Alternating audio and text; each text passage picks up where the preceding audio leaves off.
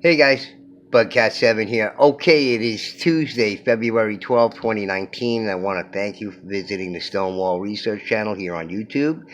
Thank you very much. I really appreciate it so much. And if you could please hit that like button, I think that would be great to support the channel and the kind of research material we do on here.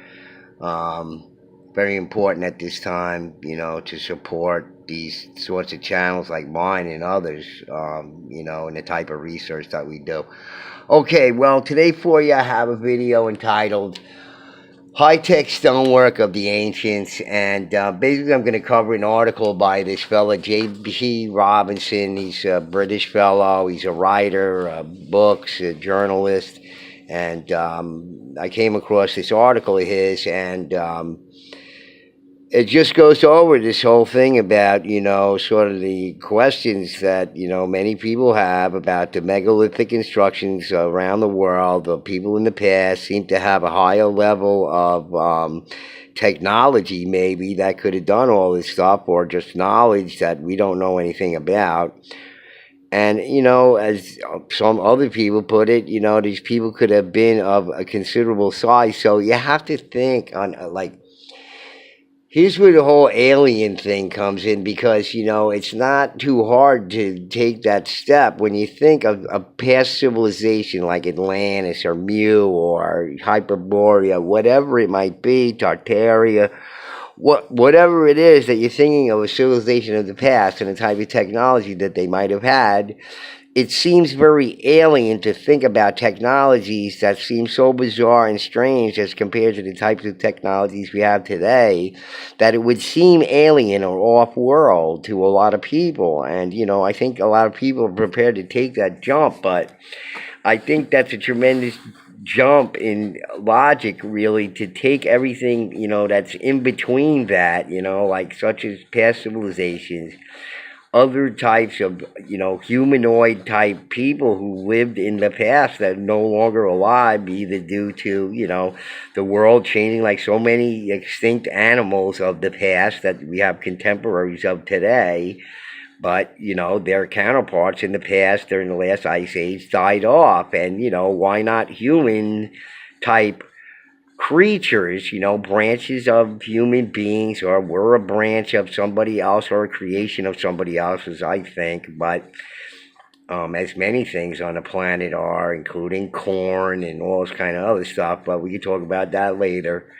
But in any case, this fellow J.P. Robinson wrote this article about the high-tech stonework of the ancients, unsolved mysteries of master engineers. So I'll just read the article to you. It's not a long article, but we get back to the first picture here in the set. He shows some pictures. What's good about the article, too, is it shows some pictures of sites that we're all familiar with, but, just some pictures we've never seen. So, I've never seen some of these, so it's very interesting, some of these pictures that he shows here. Okay, so I'm not sure where this one is from, to be honest. It doesn't say it in the article here, but I'll read the article to you and we'll look at the pictures. They're very interesting. There are many stone artifacts from the ancient world made from the hardest stone on the planet, such as granite and diorite, which have been cut and shaped with such quality, precision, and accuracy that the standard explanations of their manufacture are simply inadequate. Take the granite sarcophagus in the king's chamber of the Great Pyramid, for example, which, by the way, here's a picture of it here, and there's also those sarcophagus for the bulls at the temple there. LAH, Russia, which is a laboratory for alternative history in Russia. These scientists and engineers and physicists, they've all gone around the world to these megalithic sites. They're high academics, serious academics, and they found, evidence of all this sort of like high-tech tool work on many of these megalithic stones of the past, which seems, pretty undeniable. And they went to stone cutting corporations around the world and asked them if, could they make a box like this out of pink or red granite, out of one block of stone. And these stone cutting corporations said, well, no, we can't make a box out of one piece of stone like this, but we can make you the four walls and the bottom and the top for it, but all separate pieces. And we'll give you adhesive or whatever so you can put it together when we deliver it to you, because the thing weighs 60 tons, the bull-sized ones, and you can put it together yourself or whatever. So we can't even do this today. It can't be done today, but, at least not in very basic workings of the stone, otherwise to finish it on right angles with polishing all the stone inside and outside, all that kind of stuff is going to take a lot more work, of course. Work that's going to cost a lot more money and take a lot more work, but you have to figure on these primitive people's tools and how they'd be able to accomplish this. And when you get into like the corners of the box with such, accuracy at a right angle, it's impossible with primitive tools to do that with that sort of accuracy. It's so impossible. It defies description. So anyway, back to the article. So they talked about the granite sarcophagus here, which has been hollowed out with such absolute precision that famed English Egyptologist Flinders Petrie firmly believed that the craftsmen present during Khufu's reign must have had access to tools, quote, such as we ourselves have only now reinvented, unquote. Okay, so Petrie was dumbfounded by the anomalously modern stone cutting techniques on show in Egypt, and wrote, quote, the character of the work would certainly seem to point to diamond as being the cutting jewel, and only the considerations of its rarity in general and its absence from Egypt interfere with this conclusion, unquote. Okay, so they needed diamond tools to do this work and everything, not bronze or copper tools. It's just impossible. It's ridiculous. The polishing of it, such accuracy and everything, it's just, you need these giant blades to cut these things and whatnot. It's just incredible what we have to do today. So it defies, sensibility there. So anyway, back to the article here. Questioning the quality and immensity of ancient stonework, the presence of such bizarrely fashioned stones dating back nearly 5,000 years still remains a conundrum today. At the supposed dawn of human civilization more than 4,500 years ago, the ancient Egyptians had acquired what sounded like industrial age drills. That was a quote by somebody, I don't know who. It isn't just the quality of the cutting which has baffled researchers, but the sheer immensity of some of the stones used to build the many monumental constructions has caused scholarly debate for centuries. And even today, the experts struggle to explain how some of these massive blocks were cut, shifted, and placed so perfectly into place. We are talking of such enigmatic archaeological sites as Baalbek in Lebanon, Sacsayhuaman, Ollantaytambo, and Machu Picchu in Peru, Tiwanaku and Pumapunku in Bolivia, Easter Island, Stonehenge in England, and of course the Great Pyramids and temples of Egypt, to name but a few. Okay, these structures all exhibit signs of engineering skills which should not have been possible in such ancient times with tools and knowledge which orthodox academics insist were available to them. We see evidence of heavy lifting which cannot be done today with the world's largest cranes, and holes and cavities in the hardest rock on Earth that only diamond-tipped saws of the modern era should be capable of producing. How is any of this possible? Question mark. So, here's Sacsayhuaman, and you can see the Incan work in there. And, I contend a lot of times, too, and I don't think I really made myself clear on this, though, but, even in Kevin Gardner's book, The Granite Kiss, he tries to explain how some of these, older stone walls are put together, and it's like a trial and error thing. It's like a puzzle. It's almost like polygonal construction, but on, a very primitive scale. You're trying to get rocks and stone that fits the adjacent stone in such a way to prepare another place for another stone somewhere that you can get that fits. You have to have stones of a lot of stone available to you to choose from, because it's a trial and error thing. You're trying to build it to a certain height, a certain dimension, a level top, whatever it is. I mean, it requires, with irregular stones as opposed to very geometrically square or rectangular type building material, it's very difficult to do this. So, I mean, it is a form of polygonal construction, just a very primitive one, not like this. And you can see, like, as opposed to the knobs, this stone here has indentures in it, which possibly could indicate some sort of lifting mechanism or something. Who knows? But just saying. All right, so let's get to the next part of the article here. Okay, you see a little picture of the Sphinx there in Egypt. The puzzling case of the Sphinx.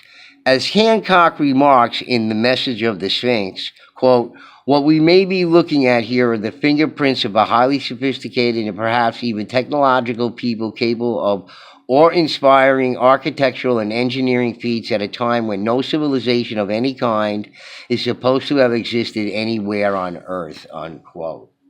Which, we get from, Hancock talking about this for a very, very long time. On the Giza Plateau in front of the Great Sphinx are two temples built from the same limestone rock which was carved out of the horseshoe-shaped enclosure which sits the Sphinx itself. Both the so-called Sphinx Temple and the Valley Temple of Khafre are built from massive limestone core blocks, which were once fitted with granite casings inside and out. So, limestone's one thing. Granite is quite another. As we all know, it's a very hard stone, and like I said, you need steel or diamond tip stuff to do these things. And the ancients did not, during these civilizations where they say this type of stone cutting took place, the Olmecs in the Americas, how the heck did they do it? With stone tools, and that's what they suggest. And that was part of the material that I contributed to New Earth Survivor Series, which was a BBC video that the BBC challenged these two guys to go and create some Olmec, one guy to actually move a stone, a 10-ton stone, all right, and another fellow to carve an Olmec head. They got the top qualified guys, Oxford professors, and, the engineer guy could use any of the materials in the area and as many men as he could hire and all this kind of stuff to move this 10-ton, stone within 10 days. That was the challenge or whatever, and they couldn't do it. He couldn't do it. They were supposed to bring it down to a river and then build a raft for it, put it on the raft, and float it down the river, and they gave up on trying to move it. He made a sled and all this kind of stuff. He had 30, 40 guys to move the thing. They couldn't do it. So he put it on the back of a truck. They brought it down there and they said, okay, we'll pull it at least the distance we can pull it on this sled thing and whatnot. And then we'll build a raft and put the stone on it. So they brought it down by truck. They moved it to, the 20 feet they could on the sled. And then they plopped it on the raft, and it just, summarily, broke the raft in half and sunk to the bottom of the river there. It was ridiculous. He couldn't do it. And the guy who was, trying to do the Olmec head with just stone tools, carving the Olmec head that was like on the beach down there in South America somewhere.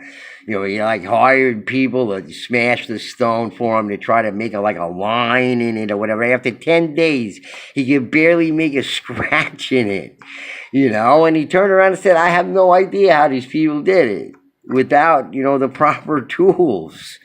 It's just impossible. So just a little side note there of the material I contribute to, in Sylvia's New Earth Survivor Series. She puts segments of that video in there that I provided to her, but I don't even know if she has it up anymore. All right.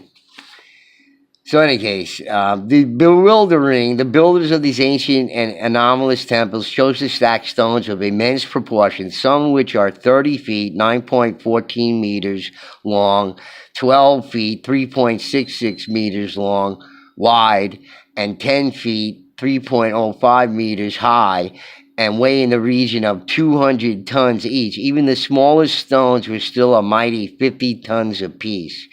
Now, the questions that arise today, aside from how did these early civilizations manage to haul around such incredibly large stones, must be why. It would be so much easier to build with smaller blocks or bricks like we do in modern times, but for some unknown reason, our ancestors chose the difficult option. And I've said this a lot of times myself. Why not build with, why do you think we have the kind of, building material we have today? Stone, bricks weigh, 2.1, 2.2 pounds, and, foundation block, weighs, somewhat more, but still, can be handled. And there's a reason for that, because it's easy to transport. It's easier to work with. It just defies sensibility. And don't forget the Egyptian measurement. Their base measurement was 18 inches. A lot of people say, well, that was like we use a foot as a foot. A foot. Like a human foot, 12 inches. That was their foot. 18 inches was the size of their feet, of the possible giant humanoids that were there in Egypt, alongside people of our size, because you got this whole Atlantis and genetic thing. Here's a crane, a heavy lifting crane somewhere in the French Alps or something like that. Confounding us with their capabilities. What they have succeeded in doing, apart from leaving behind physical evidence of their existence, is confounding us with their capabilities, with the mysteries of the master engineers remaining unsolved. To get a sense of the sheer size and weight of a 200-ton block, we can compare its dimensions to a locomotive train, which as a general rule of thumb weighs in at 30 to 35 tons per axle, with the average 4-axle locomotive around 125 tons and a 6-axle locomotive around 200 tons. Imagine stacking the largest of these trains one on top of the other. It would be a logistical nightmare. The standard cranes that we see in our cities on large construction sites can generally hoist a maximum load of 20 tons when the crane arm is at minimum span, but whilst outstretched to its maximum, will only lift around 5 tons. Special cranes are required to lift loads exceeding 50 tons, with the most equipped cranes capable of dealing with the 200-ton load being few and far between. Only 2 land-based cranes in the United States are presently capable of such a feat. This is not one of them. This is a crane in France, a heavy lifting crane.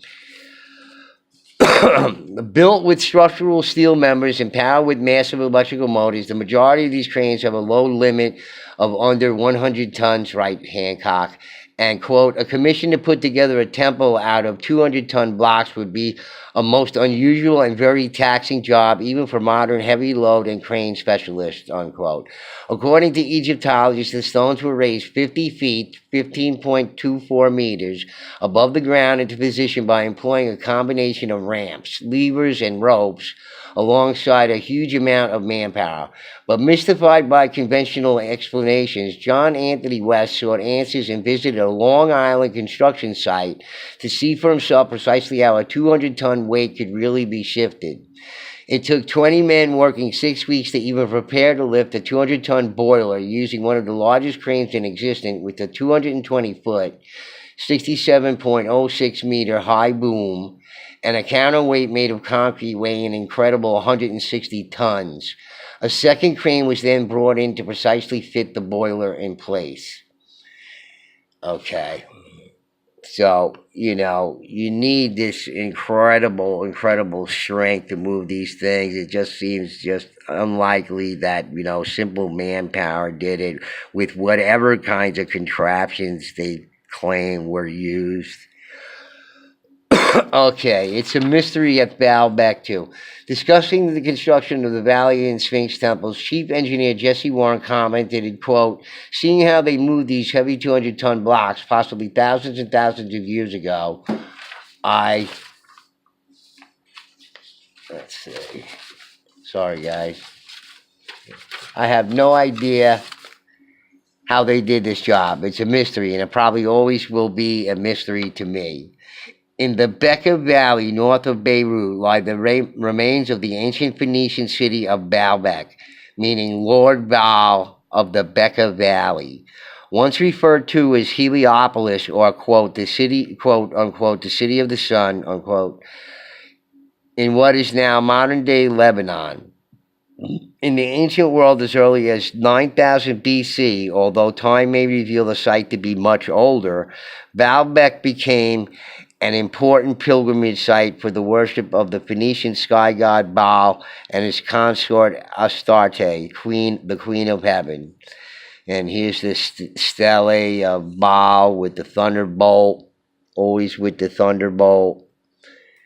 Okay, Thunderbolt's project, Thunderbolt, found in the ruins of Ugarit. Okay. At the heart of the city stood a grand temple dedicated to Astarte and Baal, which today consists of a 5 million square foot platform. 5 million square foot platform. That's, that's crazy, guys. 5 million square foot platform built using some of the largest stones ever shaped by human hands. This immense ancient platform became the foundation for the later Roman temple complex, which includes 3 separate temples dedicated to Jupiter, Bacchus, and Venus, respectively.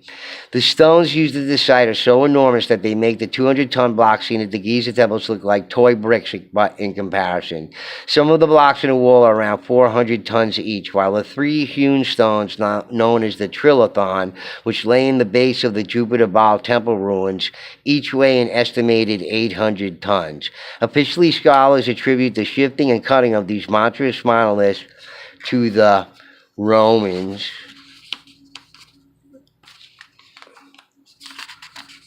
I believe, Romans circa 27 BC. But many researchers contest this idea, suggesting instead that they are the remnants of some other ancient civilization from a far earlier epoch altogether, in keeping with the material posited in J.P. Robinson's book, The Myth of Man, Hidden History and the Ancient Origins of Humankind. So that's the author of this article's book here, J.P. Robinson. Okay. And, these are the 3 hewn stones here. These guys here, all right, known as the Trilithon there. And 800 tons each. I mean, it's unbelievable. Hancock is one such dissident. The moving and positioning of 3 800-ton megaliths to a height of 18 or 20 feet above the ground, as in the case of Baalbek, is a problem of completely different order. I suggest this requires careful consideration rather than simply saying, quote, the Romans did it, unquote, as archaeology is at present inclined to do. The combined weight of the entire base at Baalbek is estimated at around 5 billion tons. Were the Romans capable of shifting such an amount of stone? It's hard to imagine, and no other evidence of Roman construction anywhere else supports such a theory. Okay. The largest stones ever unearthed. A stone quarry site can be found not too far from the ruins, and it is here where the largest stones ever unearthed were discovered. Sticking out of the ground at a slight angle, a limestone monolith that was named Hajar al-Hibla in Arabic, or the stone of the pregnant woman, was found, which weighs an approximate 1,200 tons, or 6 locomotives. Archaeologists agree that this huge monolith was left in the quarry simply because the quality of the stone block's edge proved too poor to transport, as it could be too easily damaged, which, they don't know that. That's just a guess on their part. I think a lot of construction around the earth was interrupted by certain events that were going on, and the reason why these people were building with such huge stone and everything is because of what was going on this planet, all kinds of cataclysmic things from, year to year to year, hundreds of years apart, 50 years apart, 25 years, whatever it was going on in the past a lot, and a lot more than we think, a lot more than mainstream thinks. Okay. In 2014, the Oriental Department of the German Archaeological Institute conducted more excavation work in the stone quarry, trying to find new data about the mining techniques and the transporting of the megaliths. But what they found was an even larger monolith directly beside the first one, which had been beneath the ground until that summer. Measuring an astounding 64 foot, 19.6 meters in length, 19.6 feet, 6 meters wide, and 18 feet, 5.5 meters high. This unbelievable find weighs 1,650 tons, nearly 1.5 million kilos, and is now the biggest known ancient stone block anywhere in the world. The archaeologists also concluded that due to the block's configuration and level of smoothness, it was most certainly being ready for transportation without being cut, and all at an altitude of around 3,800 feet.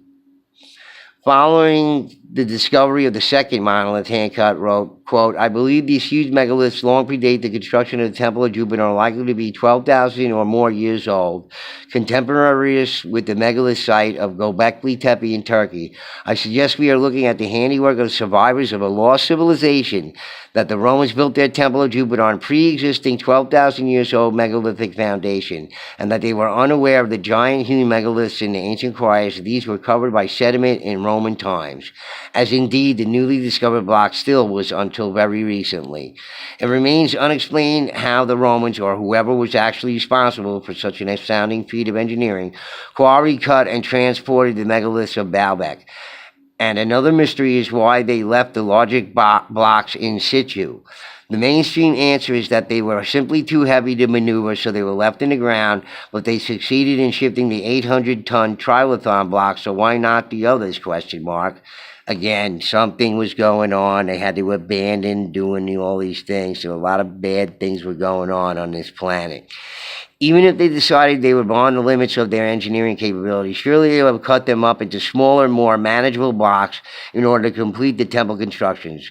Quote, "It's really puzzling that they didn't do so, and therefore the fact that these gigantic, almost finished blocks remain in the quarry and were never sliced up into smaller blocks and used in general construction of the Temple of Jupiter suggests to me very strongly that the Romans did not even know that they were there," unquote, explains Hancock.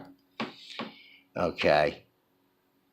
Super megaliths in Siberia. We may never know the answer to these questions, but we can still conjecture as to technological means in maneuvering the megalithic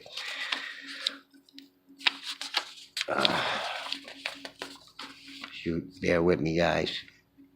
Hold on, I get it. Megalithic stones left around the world, which continue to perplex us with their mystery. More recent discoveries have revealed even more megalithic stones. More recent discoveries have revealed even more megalithic stones. This time in southern Siberia, near the mountains of Gornaya Shoria. Georgios Sidorov found in photographs that, quote-unquote, super megaliths for the first time on an expedition to the southern Siberian mountains in 2014. There are no accurate measurements given as of yet, but judging from the scale depicted by human figures in some of the photographs, these Siberian megaliths hewn from granite could prove to be twice the weight of the largest known megaliths found at Baalbek, possibly in the region of between 3,000 and 4,000 tons each. How many more such discoveries lie in wait across the globe, and what weight will these astoundingly immense stones reach?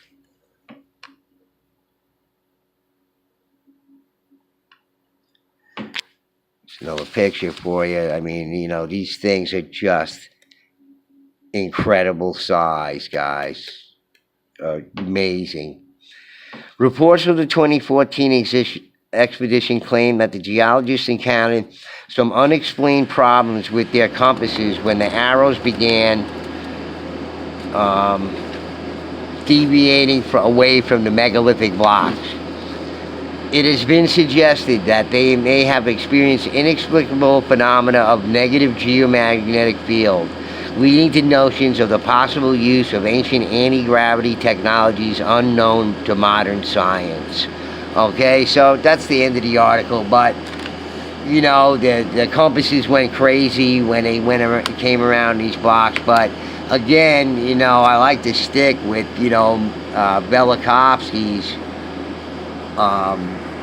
and the Thunderbolts project notion about what happened on this planet, you know, magnetic reversals, you know, effects of, you know, interplanetary discharge, electromagnetic discharge, all the Tauruses, and, you know, part of that discharge seen in the sky and affecting this planet, you know, could have been the reason why certain stones have this, you know, magnetic, these magnetic properties. So anyway, guys, I just thought I'd read that article because, you know, it mentions Hancock again. You know, he believes, you know, I believe a lot what you know, these people believe, you know, what the author of the article thinks, what, you know, he thinks of Hancock's work, and things that he's suggesting are, you know, very possible. And, you know, we have to consider that, you know, the story of the past is even more fantastic than we can possibly think.